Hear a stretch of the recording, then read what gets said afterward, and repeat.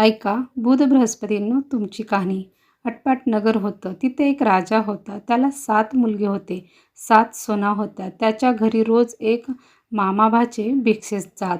राजाच्या सुना आमचे हात रिकामे नाहीत म्हणून सांगत. असे पुष्कळ दिवस गेल्यावर त्यांना दारिद्र्य आलं. सर्वांचे हात रिकामे झाले. मामाभाचे पूर्वीप्रमाणे भिक्षेला आले. सर्व सुनांनी सांगितलं, असतं तर दिलं असतं, आमचे हात रिकामे झाले. सर्वात धाकटी सून शहाणी होती. तिनं विचार केला, होतं तेव्हा दिलं नाही, आता नाही म्हणून नाही. ब्राह्मण विनमुख जातात. ती त्यांच्या पाया पडली.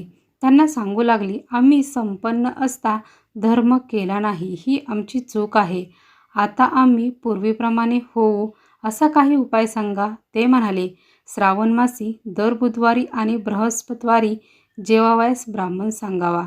आपला पती प्रवासी जाऊन घरी येत नसल्यास दाराच्या पाठीमागं 2 बाहुली काढावी. संपत्ती पाहिजे असल्यास पेटीवरती, धान्य पाहिजे असल्यास पोटीवरती काढावी. त्याची मनोभावे पूजा करावी. अतिथींचा सत्कार करावा, म्हणजे इच्छित हेतू पूर्ण होतात. त्याप्रमाणे ती करू लागली. एके दिवशी तिला स्वप्न पडलं. ब्राह्मण जेवीत आहेत. ती चांदीच्या ताटात तूप वाढत आहे. ही गोष्ट तिनं आपल्या जावांना सांगितलं. त्यांनी तिची थट्टा केली. इकडे काय चमत्कार झाला. तिचा नवरा प्रवासाला गेला होता. त्या नगराचा राजा मेला.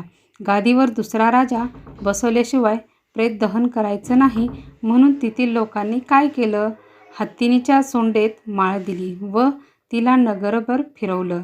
ज्याच्या गळ्यात माळ घालीन त्याला राज्याभिषेक होईल, अशी दवंडी पेटवली. हत्तीणीने ह्या बाईच्या नवऱ्याच्या गळ्यात माळ घातली.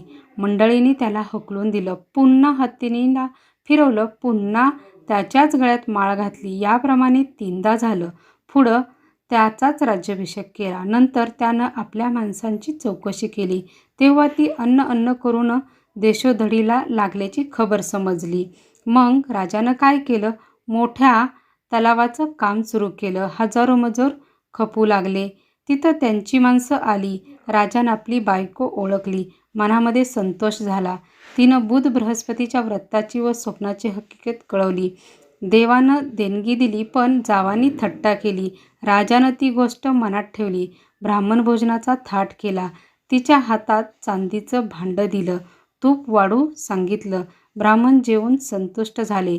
जावांनी ते पाहिलं. त्यांचा सन्मान केला. मुलंबाळं झाली.